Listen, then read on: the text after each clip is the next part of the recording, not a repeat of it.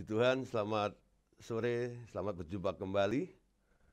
Kita bisa bertemu kembali hari ini untuk melakukan webinar pada bulan ini. Puji Tuhan, Bapak Saudara, hari ini kita akan bersama-sama belajar kebenaran firman Tuhan. Tema yang akan kami bawakan hari ini, temanya adalah penggembalaan. Bapak Saudara, ketika kita bicara tentang penggembalaan, saya percaya Bapak Saudara tidak asing lagi ya dengan kata gembala atau digembalakan dan menggembalakan. Tapi banyak orang kadang-kadang berpikir ketika kita bicara tentang penggembalaan, lalu mereka membayangkan harus seorang pendeta buka gereja, punya jemaat, ada gedung gereja yang megah, dan rutin setiap minggu ada acara ini dan itu, seperti itu. Tapi saat ini saya ingin membahas tentang pengertian penggembalaan secara personal atau secara pribadi, bukan secara organisatoris, yaitu orang-orang yang sudah tergabung dalam sebuah organisasi lalu menjadi pejabat di dalam organisasi tersebut, ya. Bapak Saudara, kenapa saya katakan seperti ini? Karena Tuhan Yesus sendiri juga mengatakan atau berkata kepada para muridnya. Kalau kita membaca dalam kitab Yohanes pasal 10 ayat yang 11, mari kita baca sama-sama ya. Yohanes 10 ayat 11, di sini dikatakan, Tuhan Yesus yang berkata, Akulah gembala yang baik. Gembala yang baik memberikan nyawanya bagi domba-dombanya. Sekali lagi ya, Tuhan Yesus berkata, Akulah gembala yang baik. Gembala yang baik memberikan nyawanya bagi domba-dombanya. Teladan atau contoh seorang gembala, nggak ada yang lebih baik daripada Tuhan Yesus. Karena semua gembala-gembala yang ada di muka bumi ini, mereka belajar ya untuk mengikuti arahan atau teladan daripada Sang Gembala Agung kita, yaitu Tuhan Yesus itu. Nah, Bapak Saudara, ayat 14-nya. Akulah gembala yang baik, dan aku mengenal domba-dombaku, dan domba-dombaku mengenal aku. Ya. Pertama, Tuhan Yesus mengatakan bahwa dirinya adalah seorang gembala. Seorang gembala yang rela untuk menyerahkan nyawanya bagi domba-dombanya. Berikutnya, dia seorang gembala yang mengenal domba-dombanya dan domba-dombanya mengenal dia. Jadi saya bisa melihat ya apa yang dilakukan oleh Tuhan Yesus dalam hal penggembalaan seperti ini. Yang pertama, seorang gembala seperti Yesus ini, dia punya sebuah hati yang rela berkorban, ya, memberi.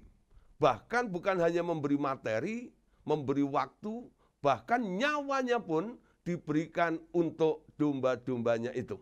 Yang kedua, ya, Tuhan Yesus berkata, Akulah gembala yang baik.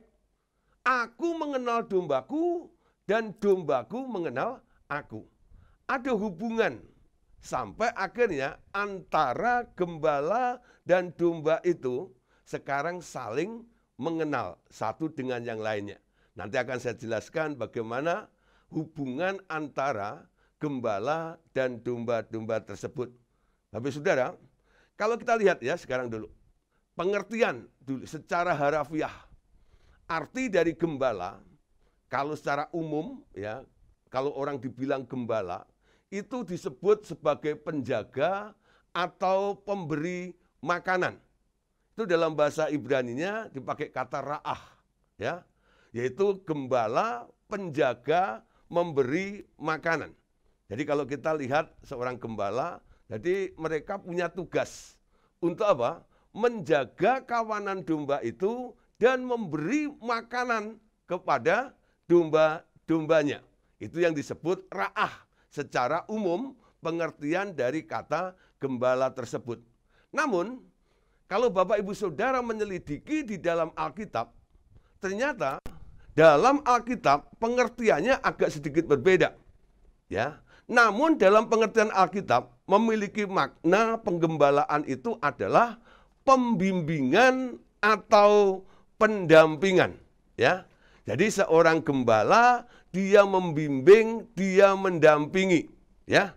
Nah, saya belajar atau mengetahui atau coba untuk menjelaskan tentang bimbingan atau sebuah pendampingan ini dari apa yang ditulis oleh Mazmur Daud. Daud itu mengenal Allahnya sebagai gembalanya. Kalau kita membaca dalam Mazmur 23, ayat 1 sampai ayat yang ke-6, walaupun agak panjang ya, 6 ayat kita akan baca bersama-sama.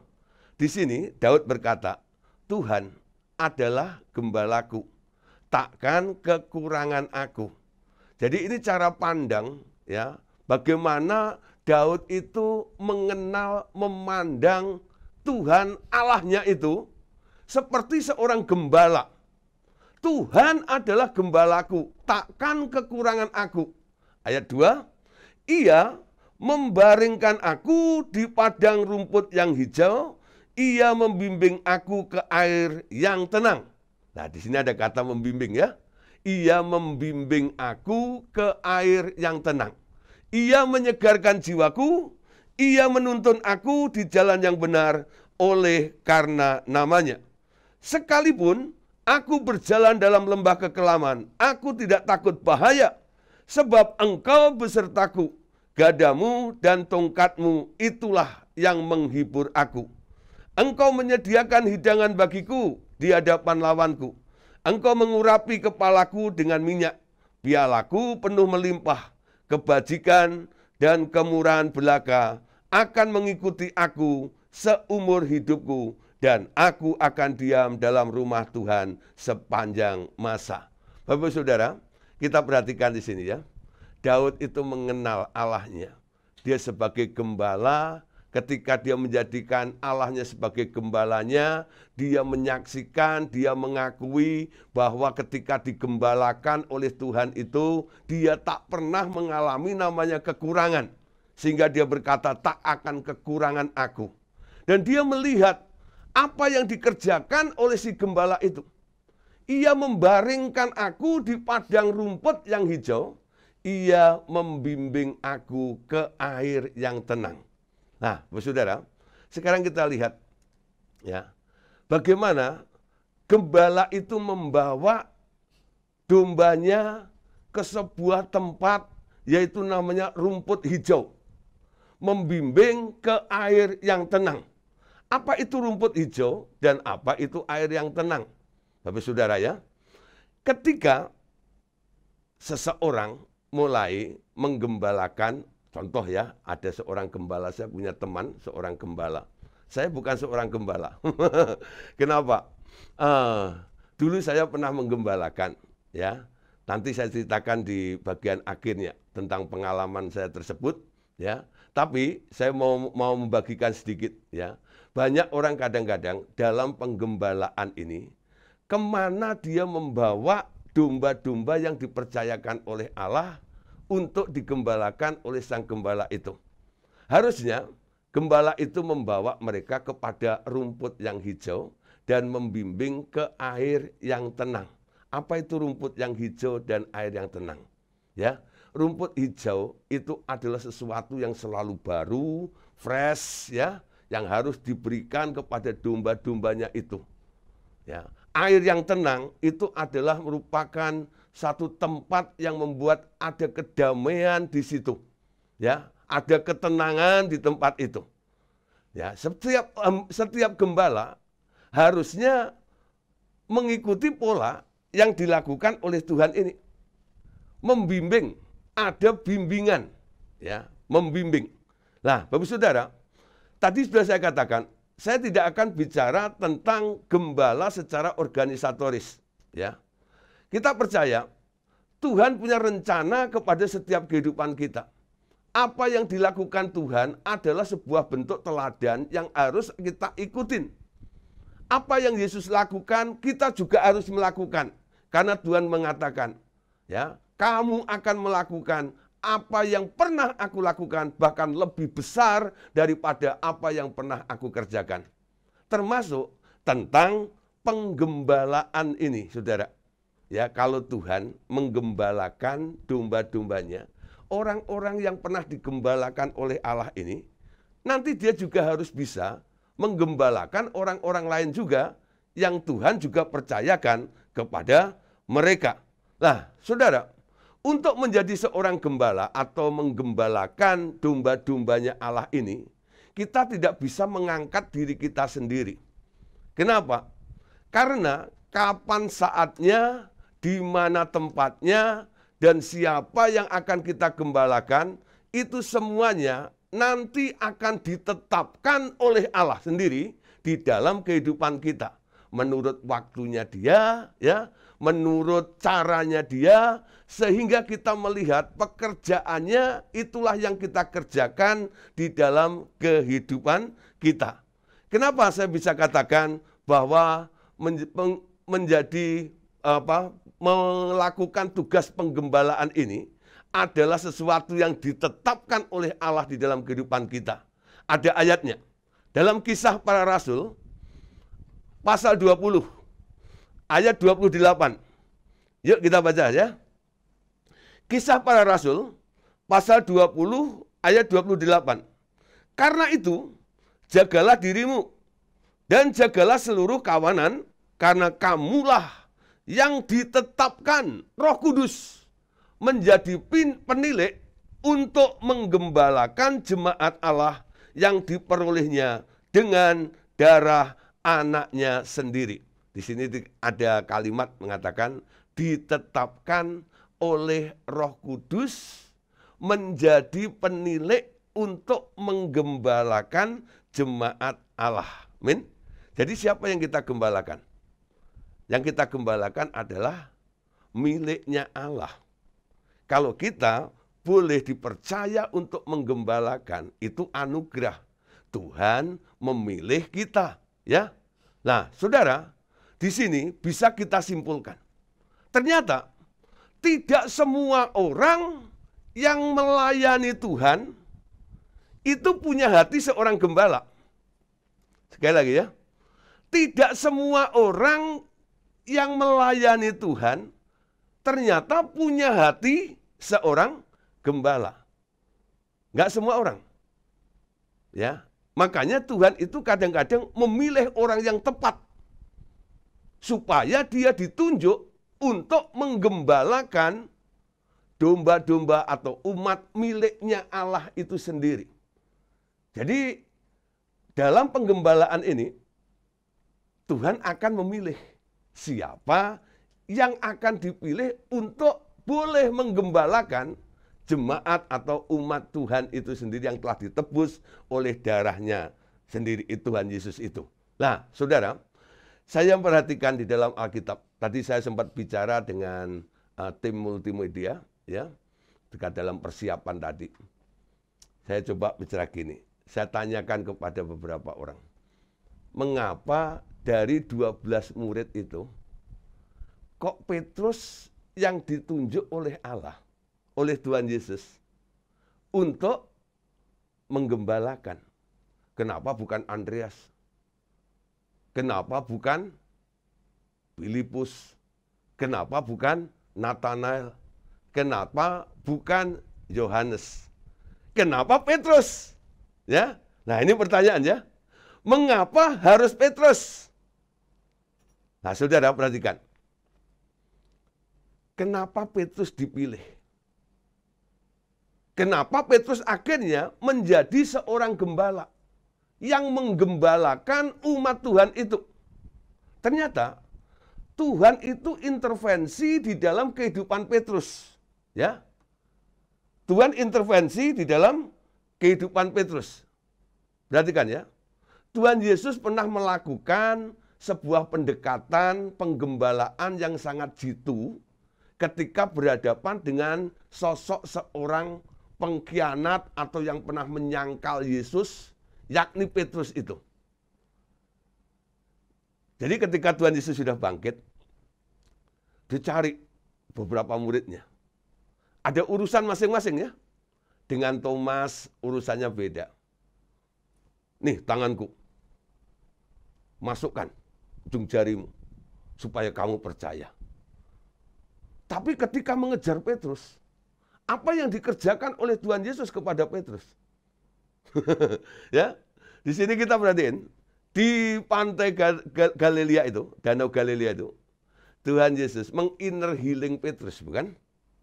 Ya, Tuhan Yesus melakukan pendekatan penggembalaan yang sangat jitu terhadap sosok seorang pengkhianat ini.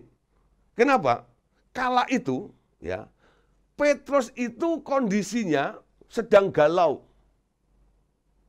Dan Tuhan Yesus tahu dengan pasti apa yang sedang terjadi sebenarnya di dalam diri Petrus. Amin. Tuhan Yesus tahu. Karena dia tahu ketika Petrus telah menyangkal dia 3 kali, Tuhan Yesus menatap Petrus. Kamu sudah menyangkal aku 3 kali.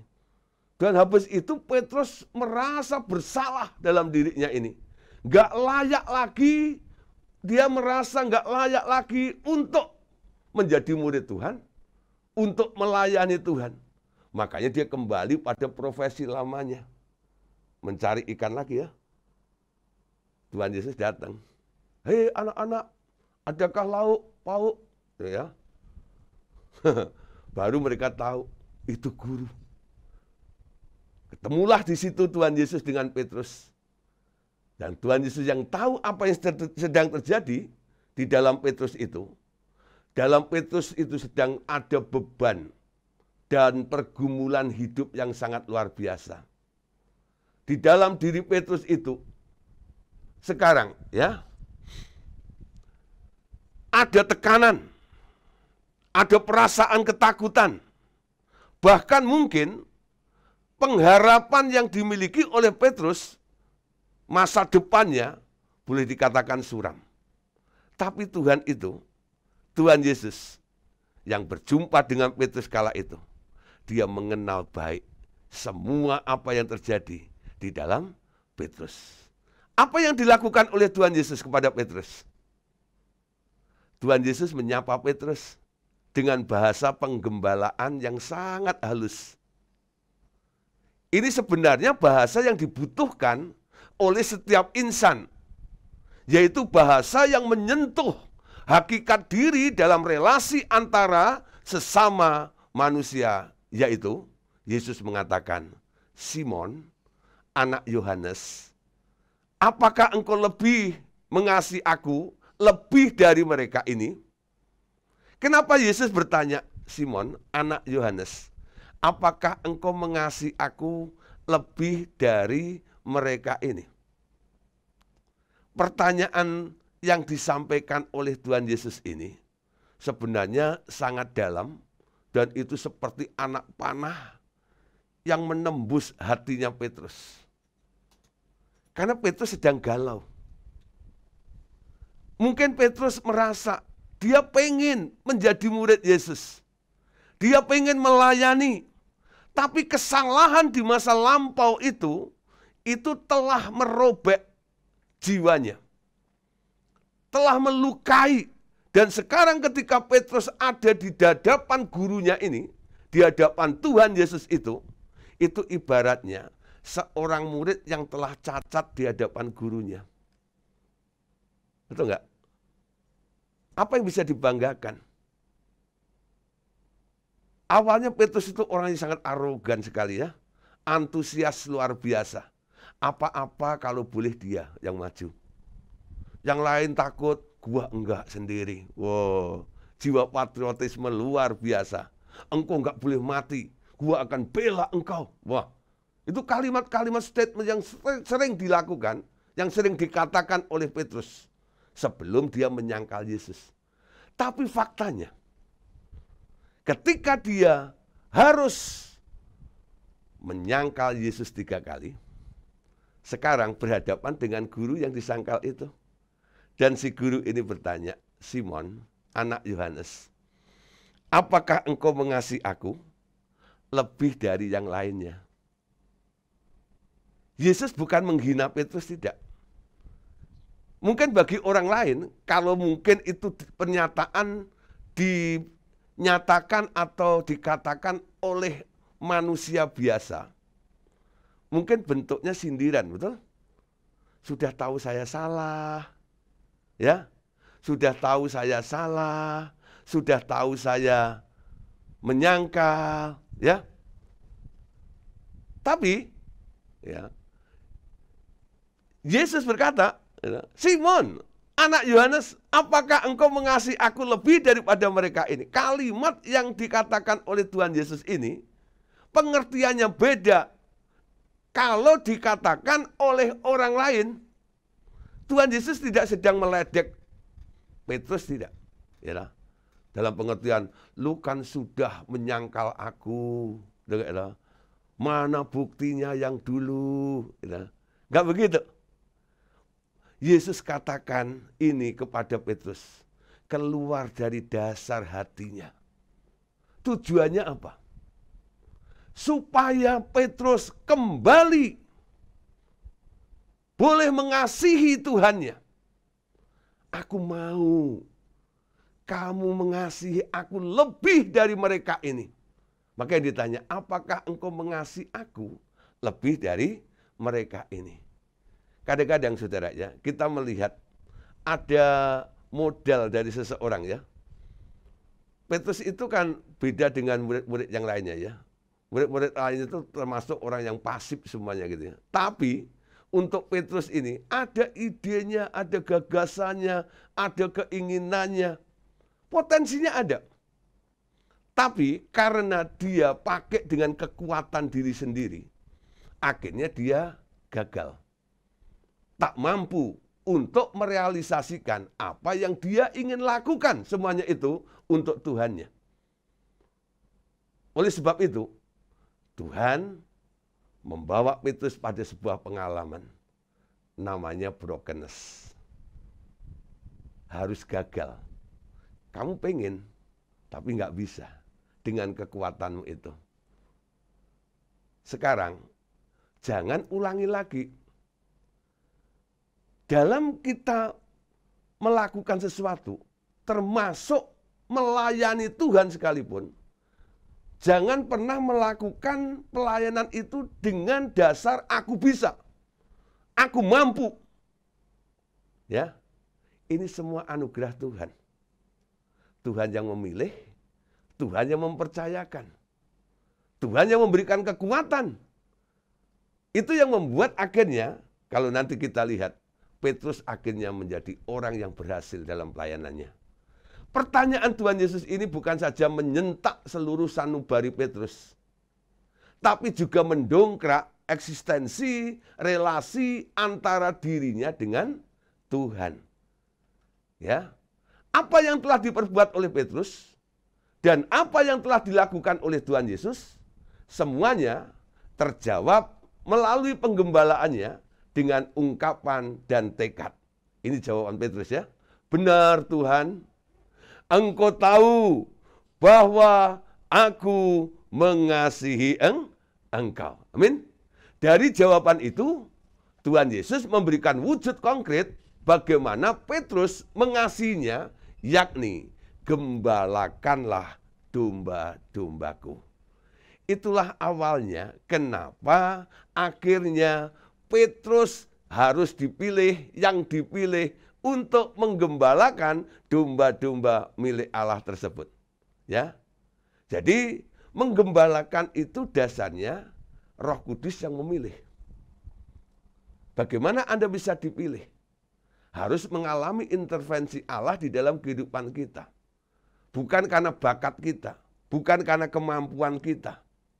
Lalu Anda mulai, kayaknya aku bisa nih. Ya, Tuhan melihat ada potensi di dalam diri Anda. Tapi Anda harus tetap melibatkan Tuhan agar Tuhan ya, dia bekerja di dalam kehidupan kita. Itu yang terjadi, ya.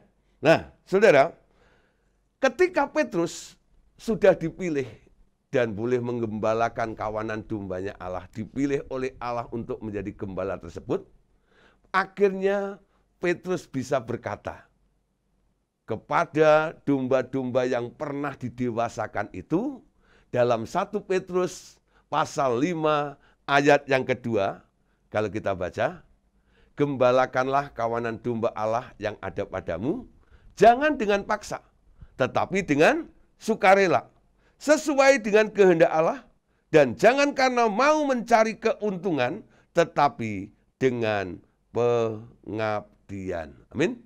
Nah, saudara, Petrus menasihati sekarang. Tadi Petrus dinasihati, ditunjuk, dipilih oleh Tuhan. Sekarang Petrus jadi gembala, menggembalakan kawanan domba. Ya, Petrus berkata kepada orang-orang murid-muridnya yang telah didewasakan dan dinilai sudah mampu untuk menggembalakan. Petrus berkata, gembalakanlah kawanan domba Allah yang ada padamu. Dombanya milik siapa? Miliknya Allah. Amin. Anda ditugaskan untuk menggembalakan. Kenapa harus Anda?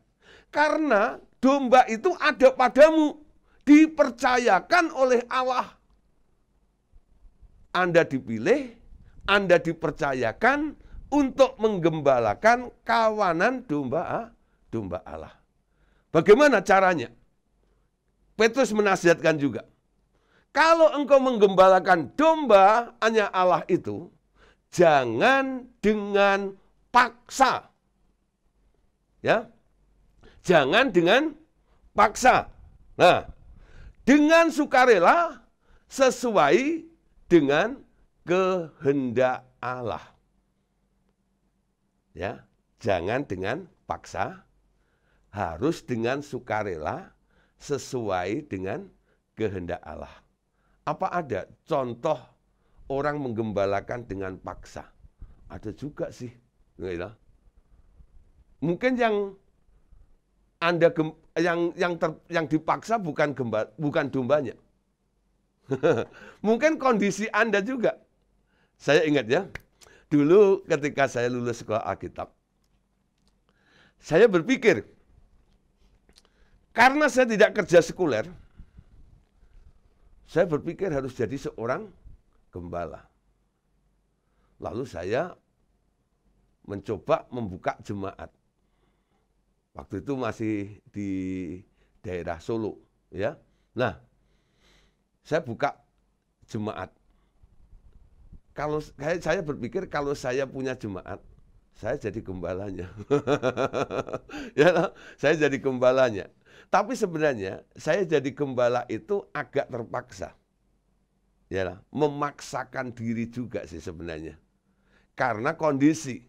Saya kan nggak kerja sekuler. Ini profesi saya dong. Saya kan lulusan sekolah Alkitab. Sarjananya sarjana teologi ya. Nah, kalau sarjananya sarjana sipil, ya atau insinyur, nah mereka kerja di bidangnya masing-masing. Karena saya sarjananya sarjana teologi ya, saya pikir ini bidang saya. Bukan perusahaan, namanya gereja. Nah, betul, nggak nanya Tuhan, gitu. Ya karena kebutuhan, karena kondisi, ya, akhirnya jadi juga sih. Lumayan, jemaat sudah mulai 70-80 orang. Ya. Nah, tapi saudara, akhirnya Tuhan koreksi. Ya, koreksi. Kamu bukan gembala secara, secara organisatoris seperti itu. Kan ada 5 jabatannya. Ada rasul, ada nabi, ada penginjil, ada gembala, dan ada pengajar. Ternyata panggilan saya itu pengajar. Ya, ini dalam jawatan ya. Nah, bukan seorang gembala ini. Tapi saudara, walaupun saya sudah tidak menggembalakan sebuah gereja, tapi saya punya hati seorang gembala. Bisa membedakan ya maksud saya. Jadi jangan terus berpikir kalau gembala itu pasti punya gereja, punya jabatan, pendeta, pendeta pembantu, pendeta muda, pendeta penuh, ya. Nah, baru disebut gembala seperti itu. Penggembalaan di sini lebih sifatnya hubungan antara sesama. Di mana ada orang-orang yang Tuhan telah percayakan untuk Anda bina, untuk Anda bimbing, Andalah gembalanya. Itu yang disebut penggembalaan. Nggak perlu organisasi. Tujuannya apa? Anda membimbing seperti Daud katakan itu. Domba-domba itu dibawa ke padang rumput yang hijau dan ke air yang tenang tadi. Mulai belajar sini ya. Jangan dengan paksa. Apalagi kalau kita mulai ya berpikir kalau menjadi gembala atau menggembalakan, terus ada motivasi. Petrus berkata, mengingatkan, jangan karena mau mencari keuntungan. Jangan karena mau mencari keuntungan. Ada enggak, saudara? Pelayanan atau gembala yang cari untung? Ya, ada, saudara. Ya, pelayanan itu sebenarnya bukan mencari untung. Ketika Anda dipanggil Tuhan, ketika Anda diselamatkan oleh Tuhan, Anda adalah orang paling beruntung di dunia. Anda sudah punya status sebagai orang paling untung di dunia ini. Kenapa Anda diberi status sebagai orang paling untung ketika Anda percaya kepada Tuhan Yesus dan diselamatkan? Supaya ketika kita mengabdikan diri dan mulai melayani Tuhan, dalam pelayanan itu jangan sampai kita menjadi orang yang mencari keuntungan dengan Tuhan. Dan apalagi dalam pelayanan itu. Kenapa? Kalau orang dalam pelayanan, dalam penggembalaan khususnya, dia mencari keuntungan, nanti motivasinya, arah pelayanannya akan salah. Amin. Nah, harusnya dengan pengabdian diri. Amin. Ini aku Tuhan, ini diriku, silahkan Tuhan, pakai hidupku untuk kemuliaan-Mu, nama-Mu, ya. Apa yang bisa aku kerjakan untukmu Tuhan, ya. Nah, itu harus menjadi sesuatu yang hidup di dalam kehidupan kita ini, ya. Nah, oleh sebab itu, jangan sampai, saudara, penggembalaan ini, ya, ini kabur seperti itu, ya. Jadi dalam penggembalaan ini, ingat, Petrus berkata, harus dengan pengabdian diri. Amin. Mengabdi kepada Tuhan. Nah, saudara, bagian akhirnya dikatakan, ketika kita mulai ada di dalam penggembalaan ini yang paling penting. Menjadi gembala harus menjadi teladan. Amin. Panutan. Teladan. Yesus menjadi gembala. Dia meneladanin. Sehingga murid-muridnya ikut jejaknya dia. Ikut polanya dia. Ikut caranya dia. Memiliki hati yang sama seperti Kristus itu. Nah, saudara, 1 Petrus 5, ayat yang kedua. Jangan kamu membuat seolah-olah kamu mau memerintah atas mereka yang dipercayakan kepadamu. Tetapi hendaklah kamu menjadi teladan bagi kawanan domba itu. Maka kamu apabila gembala agung datang, kamu akan menerima mahkota kemuliaan yang tidak dapat layu. Ya, nah saudara, jangan kamu berbuat seolah-olah kamu mau memerintah atas mereka yang dipercayakan kepadamu. seorang gembala atau penggembala dalam penggembalaan ini, ya, bukan bos di situ. Ya, bukan bos, tapi Anda panutan bagi dia. Amin. Memiliki prinsip yang ditegakkan, ya mungkin itu tegas untuk mendisiplin mereka boleh, tapi bukan memerintah atas mereka yang dipercayakan kepada kita. Kita harus menjadi teladan bagi kawanan domba-domba itu. Nah, saudara, keteladanan itu penting. Saudara, saya bersyukur, ya, ternyata tanpa kita sadari, di Revival Total Ministry ini, sistem ini sebenarnya sudah lama, ya, berjalan. Khususnya sistem penggembalaan ini. Tapi tidak disebut dengan penggembalaan sih, tapi disebut mentoring, ya. Cara mentoring. Jadi membina, membimbing orang-orang, mendewasakan. Nanti kalau sudah dewasa, orang-orang tersebut nanti akan mendewasakan orang-orang yang baru bertobat, ya, dan seterusnya. Terjadi multiplikasi terus, ya. Jadi sekarang ini harus mulai terpikirkan semua yang hadir malam hari ini, khususnya dalam webinar ini, ya. Jangan terus Bapak Ibu Saudara merasa, wah, aku mau terus digembalakan terus. Ya. Memang awal-awalnya mungkin Anda ketika percaya Tuhan Yesus, status Anda sebagai dombanya Allah. Yang membutuhkan pertolongan ini, yang membutuhkan bimbingan ini, membutuhkan arahan itu dan sebagainya. Tapi jangan berhenti sampai di situ terus. Ya. Mulai bertumbuh. Karena mentormu akan memberikan contoh di dalam kehidupan Anda.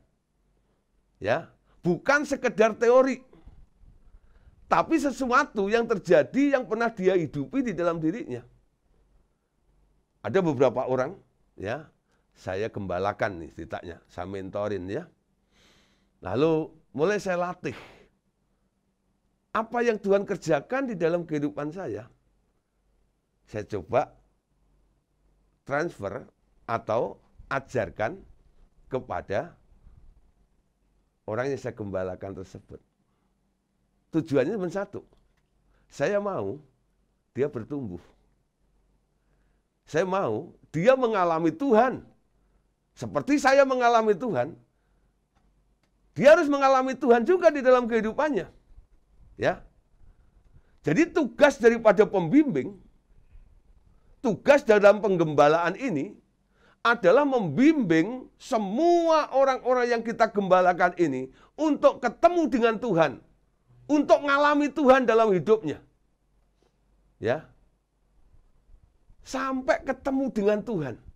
Dan mereka bisa melihat perbuatan tangan Tuhan yang ajaib dalam hidupnya. Dia bisa berkata, Tuhan itu ada, Tuhan itu hidup, Tuhan itu nyata. Ya, bukan sekedar teori belaka. Karena adanya keteladanan seperti inilah. Jangan kamu berbuat seolah-olah kamu mau memerintah atas mereka yang dipercayakan kepadamu, tetapi hendaklah kamu menjadi teladan bagi kawanan domba itu. Kalau ada yang protes, dengarlah, Pak, gitu, saya bilang apa? Saya bisa. Kalau saya bisa, kenapa kamu tidak bisa? Melihat orang lain bisa, Anda harusnya bisa dong. Kenapa? Ada contohnya. Ya. Dulu saya awal-awal ya, digembalakan juga sama Pak Andreas. Dia mentor saya, ya. Walaupun saya sudah jadi hamba Tuhan, ketika gabung dengan Pak Andreas, ternyata ini sistem penggembalaan. Ya. Pak Andreas itu mentorin saya. Betul-betul. Ya. Ada memang beberapa orang yang tidak mau digembalakan, maunya hanya ditolong terus didoain sama Pak Andreas itu. Ya, dibantu sama Pak Andreas itu. Bahkan kadang-kadang saya juga melihat orang lain itu kadang-kadang ya dibantu sama Pak Andreas ini. Kok saya ini kok enggak pernah dibantu ya? Pernah berpikir seperti itu? Betul. Gitu. Saya kenal betul sama satu orang. Ya. Padahal sama-sama saya punya anak, dia juga punya anak itu. Itu tiap bulan Pak Andreas kasih duit mereka. Saya kok enggak ya? Betul, sempat terjadi pemikiran seperti itu. Saya cerita dengan istri saya, bilang gitu. Kenapa ya? Saya dosa apa dengan Pak Andreas ya? Gitu loh. Kok seperti itu? Ya, lah saya baru mengerti. Ternyata Pak Andreas sedang melatih saya. Ya, saya ingat awal-awal Pak Andreas berpesan pada Gideon, kita ini hamba Tuhan, kita hidup oleh iman. Melayani itu sebuah pengabdian. Jaga motivasi hatimu. Jangan mencari keuntungan di dalam pelayanan. Dan itu dilakukan oleh Pak Andreas. Hidupnya Pak Andreas itu kadang-kadang ya, dia khotbah, mendapat berkat. Nanti berkat itu disalurkan banyak ke orang-orang lain. Saya melihat semuanya. Saya tahu itu. Dan itu contoh di depan mata saya. Saya melihat. Tapi awalnya ketika terjadi dalam kehidupan saya sempat berontak juga ya. Kenapa saya nggak ditolong? Kenapa saya tidak dibantu? Ternyata saya sedang dilatih. Ya, supaya apa? Supaya saya bisa seperti beliau bisa. Nggak enak loh ketika dilatih itu. Maunya Anda yang dibantu ya. Maunya yang didoain ya. Maunya yang ditolong ya. Nah, tapi ketika dilatih, ketika dididik, diberi contoh, lalu Anda nggak mau niru, nggak bisa dewasa. Kalau Anda nggak bisa dewasa, Anda nggak bisa menggembalakan nanti. Tujuan supaya Anda didewasakan, supaya Anda nantinya juga bisa menggembalakan domba-domba yang lainnya, yang nantinya akan dipercayakan oleh Tuhan di dalam kehidupan Anda. Amin. Nah ini penting nih. Banyak orang kan nunggu-nunggu nih. Kenapa saya tidak dipercayakan? Kenapa kok nggak ada pelayanan buat saya? Hatimu diberesin dulu. Keinginan ada. Kemauan ada. Mungkin Anda punya modal juga. Sebenarnya aku bisa loh membangun ministry ini. Sebenarnya aku bisa gini. Tapi kenapa kesempatan nggak tunjung tiba? Nah, buka hatimu dulu. Miliki hati yang benar di hadapan Tuhan ini. Tuhan, ya, aku mau mengabdikan diriku kepadamu. Aku mau meniru polamu Tuhan. Meneladani Engkau. Ketika Engkau bisa meneladani Tuhan, kehidupan Tuhan itu terjadi di dalam kehidupan Anda. Anda mengenal Tuhan. Tadi Tuhan mengatakan, akulah gembala yang baik. Gembala yang baik itu mengenal domba-dombanya dan domba-dombanya mengenal gembala itu. Betul? Mengenal. Tahu. Nah, ada keterbukaan juga. Ada kerelaan juga di situ. Nah, saudara, ya. Malam hari ini saya berdoa bagi Bapak Saudara. Tema tentang penggembalaan ini harusnya menjadi sesuatu yang boleh menjadi pertanyaan pribadi dalam kehidupan kita masing-masing. Sampai kapan saya terus digembalakan? Padahal masih banyak domba-domba yang perlu digembalakan. Tuhan Yesus pernah berkata, ya, saya lupa ayatnya, enggak saya kutip malam hari ini. Tuhan Yesus pernah berkata, ada domba-domba lain yang harus digiring menjadi satu kawanan dengan domba ini. Masih banyak yang perlu kita jangkau. Masih banyak yang perlu kita layani.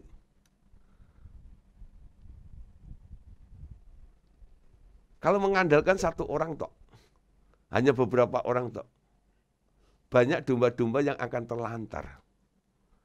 Kurang. Ya, Tuhan sedang mencari orang-orang yang punya hati seorang gembala.